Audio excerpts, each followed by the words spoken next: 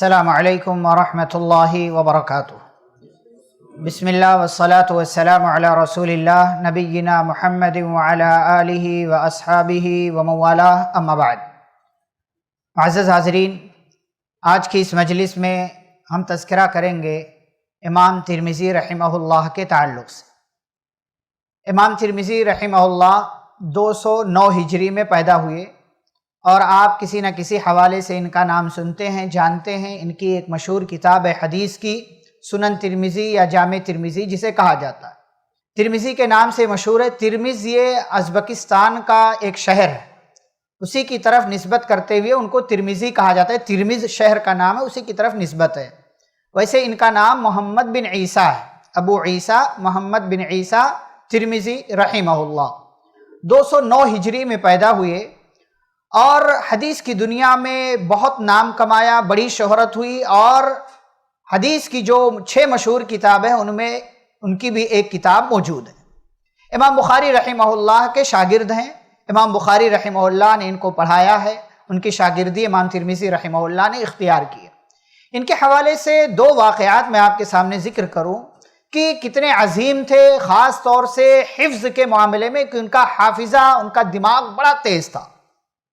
ایک واقعہ اس حوالے سے آپ دیکھیں کہ کوئی بہت بڑے محدث تھے، ان کا نام نہیں ذکر کیا ہے، حافظ ذہبی رحمہ اللہ جو بڑے مؤرخ ہیں، ان کی کتاب ہے سیر اعلام النبلاء، جس میں بڑے بڑے محدثین اور جو ہے سلف صالحین کا تذکرہ انہوں نے کیا، ان کی سیرت بیان کی ہے۔ امام ترمذی رحمہ اللہ کے حوالے سے ایک واقعہ لکھتے ہیں کہ ایک بہت بڑے شیخ تھے، ان کی کئی احادیث جو ہے انہوں نے لکھی ہوئی تھی، کاغذ پر لکھی ہوئی تھی ان کی کئی احادیث، اور یہ تھا کہ کبھی اگر وہ شیخ ملیں گے تو ان کے سامنے یہ احادیث پڑھ کر کے ڈائریکٹ ان کی سند لے لوں گا، ان کے چین سے میں روایت کروں گا، ڈائریکٹ نبی صلی اللہ علیہ وسلم سے وہاں تک میں اس سلسلے سے پہنچ جاؤں گا۔ کہتے ہیں کہ میری ملاقات ہو گئی ایک مرتبہ ان سے، تو میں نے سوچا ان کے سامنے میں احادیث جا کر کے سناؤں، لیکن میں نے دیکھا کہ جن کاغذات میں نے لکھا ہوا تھا وہ سب کچھ میرے سارے کاغذات غائب ہو گئے، یا تو کسی نے چرا لیا، یا تو کہیں جو ہے غائب ہو گیا، یا کیا ہو گیا واللہ عالم۔ کہتے ہیں کچھ نہیں تھا میرے پاس، لیکن وہ شیخ سے وہ ساری احادیث مجھے سننا بھی تھا۔ کہتے ہیں میں نے سادے کاغذات لیے اور گیا، میں شیخ کے پاس بیٹھا اور میں نے کہا کہ فلاں فلاں فلاں حدیث جو ہے میں نے آپ کے واسطے سے سنی ہے، آپ مجھے ڈائریکٹ سنا دیجئے۔ تو ان کو یہ لگا کہ جو کاغذات لیا ہے انہوں نے، ان کاغذات میں لکھا بھی ہوا ہے اور انہوں نے محفوظ کیا ہے، چلو سنا دیتے ہیں۔ تو وہ شیخ نے حدیثیں سنانا شروع کیا، اور امام ترمذی رحمہ اللہ خالی خلی ایسے جو ہے کاغذات میں دیکھ رہے، سادے کاغذات تھے۔ اچانک شیخ کی نظر پڑ گئی ان کے کاغذات پر، وہ سادے کاغذات جو تھے۔ تو انہوں نے کہا کہ تمہیں شرم نہیں آتی؟ تمہیں شرم نہیں آتی کہ میرے سامنے جو ہے تم نے کچھ اور کہا، اور یہ سادے کاغذات لے کر کے بیٹھے اور تم کہہ رہے ہو کہ تم نے میرے واسطے سے حدیثیں سنی ہوئی ہیں؟ تو امام ترمذی رحمہ اللہ نے منانا شروع کیا کہ آپ ناراض نہ ہوئیے، مجھے وہ ساری احادیثیں یاد ہیں، مجھے وہ ساری حدیثیں یاد ہے۔ کہا اچھا یاد ہے تو سنا دو۔ تو وہ ساری حدیثیں جو کاغذات میں انہوں نے لکھ رکھی تھی وہ ساری کی ساری سنا دی۔ کہا ہو سکتا ہے کہ تم پہلے تمہارے پاس کاغذات ہوں گے، تم دیکھ کر کے آئے ہو اس لیے سنا دیا۔ تو امام ترمذی رحمہ اللہ نے کہا اچھا ایک کام کیجئے، چلیے پھر کوئی نئی حدیث میرے پاس نہیں ہے آپ کے واسطے سے، وہ مجھے سنا دیجئے، آپ مجھے بتا دیجئے۔ چنانچہ 40 حدیثیں انہوں نے اس مجلس میں شیخ نے دوبارہ سے سنائی، دوسری حدیثیں جو امام ترمذی رحمہ اللہ کے پاس نہیں تھی۔ چنانچہ وہ 40 حدیثیں جب سنائی تو شیخ نے کہا چلو اب بتاؤ، اب سناؤ۔ وہ فٹافٹ 40 احادیث امام ترمذی رحمہ اللہ نے جو اسی مجلس میں تھوڑی دیر پہلے شیخ نے ان کو سنائی تھی، وہ 40 کی 40 احادیث امام ترمذی رحمہ اللہ نے اپنے شیخ کو فٹافٹ سنا دیا۔ تب جا کر کے شیخ نے ایک جملہ ارشاد فرمایا، کہا ما رأیت مثلک، میں نے تم جیسا آج تک نہیں دیکھا، میں نے تم جیسا آج تک نہیں دیکھا۔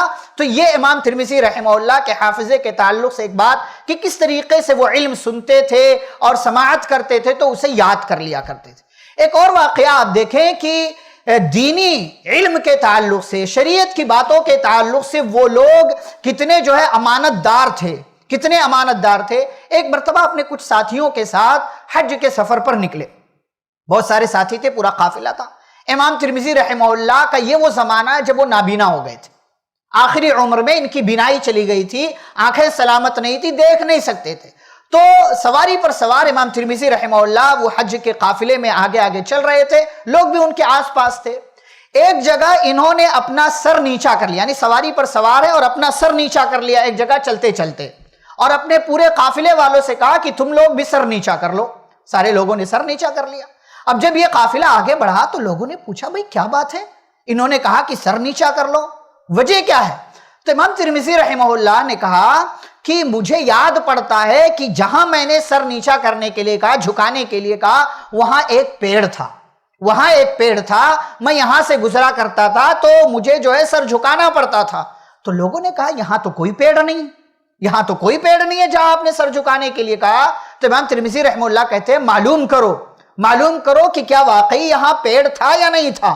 اگر تھا تب تو اچھی بات ہے، لیکن اگر نہیں تھا اور میں نے جو ہے یہاں جھکانے کے لیے کہا اور مجھے ایسا یاد پڑتا ہے تو ہو سکتا ہے میرا حافظہ خراب ہو گیا ہو اور اب مجھے حدیث بیان نہیں کرنا چاہیے کیونکہ میرا دماغ چل گیا ہے، میرا حافظہ کمزور ہو گیا ہے۔ چنانچہ جب معلوم کیا گیا تو پتا چلا ہاں یہاں واقعی پیڑ تھا اور کچھ دن پہلے آنے جانے والوں کو دشواری ہو رہی تھی، اس وجہ سے وہ درخت کاٹ دیا گیا۔ یہ امانت داری دیکھیں امام ترمذی رحمہ اللہ کی، واقعہ کچھ اور ہو رہا ہے لیکن اس کے پس منظر میں کیا کہہ رہے ہیں، اگر میرا دماغ چل گیا ہے یا میرا حافظہ خراب ہو گیا ہے تب اب مجھے حدیثیں نہیں بیان کرنا چاہیے کیونکہ دین کی باتیں یہ امانت ہے اور امانت کا تقاضا یہ ہے کہ جب تک صحیح طریقے سے یاد نہ ہو تب تک بیان نہیں کرنا چاہیے۔ اور آج ہمارے ہاں لوگ دیکھیں دین کی باتیں شاید کر کے بیان کرتے ہیں، شاید میں نے ایسا سنا، شاید نبی نے ایسا کہا، شاید قرآن میں ایسا ہے، صحیح سے بات سنے نہیں اور چلے یہاں وہاں بیان کر لے، شاید کے ذریعے باتیں بیان کرتے۔ امانت کا تقاضا یہ ہے کہ جب تک آپ کو صحیح سے وہ بات معلوم نہ ہو تب تک آپ کسی سے بیان نہ کریں۔ یہاں وہاں لوگوں کے تعلق سے بھی ہم بولتے ہیں کہ شاید میں نے فلاں کے بارے میں سنا، فلاں صاحب ایسا کہہ رہے تھے، یہ سب جو ہے بیکار کی باتیں۔ امانت کا تقاضا یہ ہے کہ مکمل طور سے جب تک معلوم نہ ہو تب تک بیان نہیں کرنا چاہیے۔ یہ دو واقعات۔ اچھا ایک اور بات ذکر کر کے بات ختم کریں گے۔ امام بخاری رحمہ اللہ ان کے استاد ہے جیسا کہ میں نے کہا، لیکن امام ترمذی رحمہ اللہ کا اتنا اونچا مقام ہے حدیث کے باب میں، علم کی دنیا میں، کہ امام بخاری رحمہ اللہ ان کے استاد ہیں لیکن ان کے شاگرد بھی ہیں، یعنی گویا کہ امام بخاری امام ترمذی یہ دونوں محدثین آپس میں ایک دوسرے کے استاد بھی ہیں، ایک دوسرے کے شاگرد بھی ہیں۔ اور امام بخاری رحمہ اللہ نے باقاعدہ اپنی زبان سے ایک جملہ نکالا، صادر کیا، جو امام ترمذی رحمہ اللہ کی عظمت اور ان کے مقام و مرتبے کی بلندی پر دلالت کرتا ہے۔ امام بخاری رحمہ اللہ نے ایک مرتبہ کہا من تفعت بک اکثر ممن تفعت بی، کہ امام ترمذی سے کہتے ہیں کہ جتنا فائدہ میں نے تم سے اٹھایا ہے وہ اس فائدے سے کہیں زیادہ ہے جتنا فائدہ تم نے مجھ سے اٹھایا ہے، یعنی میں نے تم سے زیادہ فائدہ اٹھایا، تم نے مجھ سے کم فائدہ اٹھایا ہے۔ یہ امام بخاری رحمہ اللہ کے امام ترمذی رحمہ اللہ کے تعلق سے ایک بلند پایا جملہ ہے جو امام ترمذی رحمہ اللہ کے مقام و مرتبے پر دلالت کرتا ہے۔ لیکن دستور کے مطابق امام ترمذی رحمہ اللہ بھی دنیا میں آئے تھے، حدیث کے باب میں بہت بڑا کام کیا، ایک کتاب لکھی اور وہ کتاب بڑی جامع ہے، حدیث کے تمام ابواب تقریباً سنن ترمذی، جامع ترمذی کے اندر موجود ہیں، اور فقہی ترتیب پر، فقہی ابواب کی ترتیب پر امام ترمذی رحمہ اللہ نے اپنی کتاب لکھی ہے جسے سنن ترمذی یا جامع ترمذی کہا جاتا ہے۔ لیکن 13 رجب 279 ہجری میں 13 رجب کو امام ترمذی رحمہ اللہ اپنے جیسے پہلے لوگ آئے تھے، محدثین تھے، جیسے وہ دنیا چھوڑ کر کے گئے، امام ترمذی رحمہ اللہ بھی دنیا چھوڑ کر گئے۔ 70 سال کی عمر میں اتنا بڑا کام کیا کہ آج جب بھی ہم ان کا نام لیتے ہیں محبت سے لیتے ہیں، پیار سے لیتے ہیں، عقیدت سے لیتے ہیں اور ان کے لیے دعائیں کرتے ہیں۔ ہمیں بھی کوئی ایسا کام کرنا چاہیے کہ ہمارے بعد لوگ ہمیں سیٹھ اور مالدار کے نام سے نہیں بلکہ ہمارے نیک نام سے، ہمارے نیک کام سے ہمیں یاد رکھیں۔ اللہ رب العالمین ہم سبھی کو قرآن و حدیث کے مطابق زندگی گزارنے کی توفیق عطا فرمائے، آمین۔ وصلی اللہ علیہ نبی الکریم، والسلام علیکم ورحمۃ اللہ وبرکاتہ۔ ایسے ہی